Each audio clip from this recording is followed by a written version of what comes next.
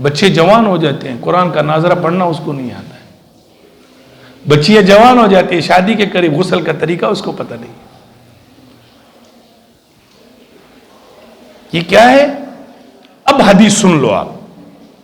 میرے آقا نے فرمایا الا کلکم راعٍ وکلکم مسئول عن رعیتی. میرے آقا صلی اللہ علیہ وسلم نے فرمایا تم میں سے ہر ایک اپنے گھر کا بڑا ہے.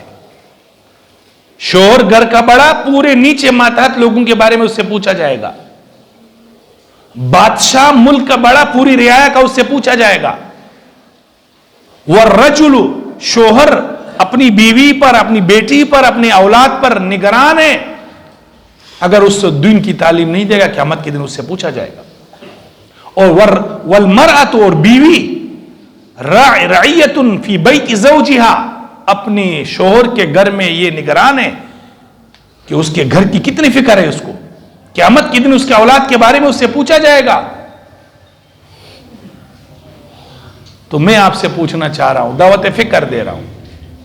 جتنی ہمیں اپنے اولاد کو صبح 7 بجے اٹھانے کی فکر ہے انگریزی تعلیم بھیجنے کے لیے، اتنی فکر ہمیں ہوئی ہے کہ اس کو قرآن اور نماز اور مدرسے میں، مسجد میں ہم اس کو بھیج دیں. یہ بچہ جب بڑا ہوگا تو پھر یہ سر پر مسلط ہو جاتا ہے. یہ بچی جب بڑی ہو جاتی ہے یہ پھر باپ کے سر پر مسلط ہوتی ہے. باخدا کہہ رہا ہوں، اللہ کے گھر میں کئی لوگ اس طرح آئے، کئی لوگوں نے اس طرح کر اپنی فریادیں کی. یار ہم اپنی اولادوں سے تنگ ہیں، یار ہماری بیٹیاں ہماری بات نہیں مانتی. کیوں؟ اب غور سے سن لو دوسری حدیث شریف. میرے آقا صلی اللہ علیہ وسلم نے فرمایا مروا صبیانکم بالصلاۃ اذا بلغ 7 واضربوه اذا بلغ 10 وفرقوا في المضاجع او كما قال رسول اللہ صلی اللہ علیہ وسلم. میرے آقا نے فرمایا بچہ جب 7 سال کا، بچی جب 7 سال کا ہو جائے اس کو نماز کا حکم کرو. 7 سال سے پہلے 3 سال کا ہوتا ہے اس کو اسکول کا فکر ہے، یار اسکول میں داخل کرو اس کو. بیوی اور میاں اور بیوی کا جھگڑا ہے، انگلش میڈیم میں داخل کرو، فلانا میڈیم میں داخل کرو. نبی علیہ السلام نے فرمایا 7 سال سے پہلے ان کو نماز کا بھی اس کو نہیں بولنا ہے. اور ہم لوگوں کو فکر یار روزہ رکھوانا ہے بچے کو 3-4 سال کا. ارے بھائی میرے نبی نے فرمایا 7 سال کا ہو جائے اس کو نماز کا حکم کرو. اور فرمایا جب 10 سال کا ہو جائے نماز نہ پڑھے فضربو، اس کو مارو اس پر. اور آگے فرمایا جب 10 سال کا ہو جائے ان کے بسترے الگ کر دو. وفرقوا فی المضاجع، بسترے الگ کر دو. ایک بستر میں بہن اور بھائی کو مت سلاؤ، 2 بھائیوں کو ایک بستر میں مت سلاؤ. یہ میرے آقا کی تعلیمات ہے. آج ہم ان چیزوں کو بھول گئے، اس لیے ہماری اولاد ہمارے سر پر مسلط ہے. اب ایک اور حدیث سن لو آپ، اس کے ساتھ ملا لو اس حدیث کو. میرے آقا صلی اللہ علیہ وسلم کا ارشاد ہے، میرے آقا کا اللہ قربان جائیں ہم اس پر، ہے فرمایا اگر تم اللہ کو ناراض کر کے اپنی بیوی بچوں کو راضی کرو گے، اللہ کو ناراض کر کے اپنی اولادوں کو راضی کرو گے،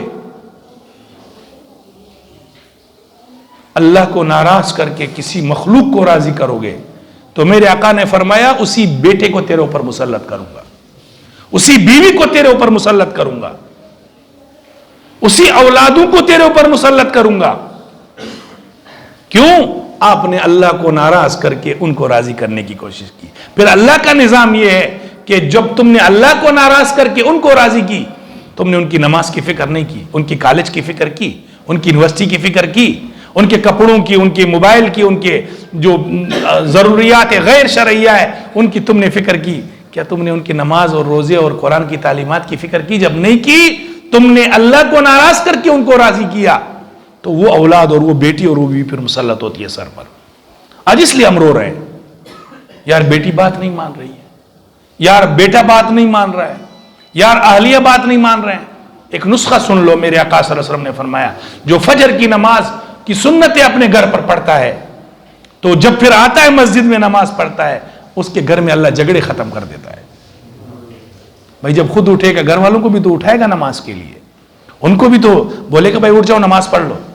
ایسی بیویاں ہیں باخدا جو شوہر کو تہجد کے لیے زبردستی اٹھاتی ہے. ایسی بیویاں ہیں آج بھی, ایسی عورتیں گھروں میں موجود ہے جو شوہر کو اٹھاتی ہے, اٹھے فجر کی نماز پڑھے.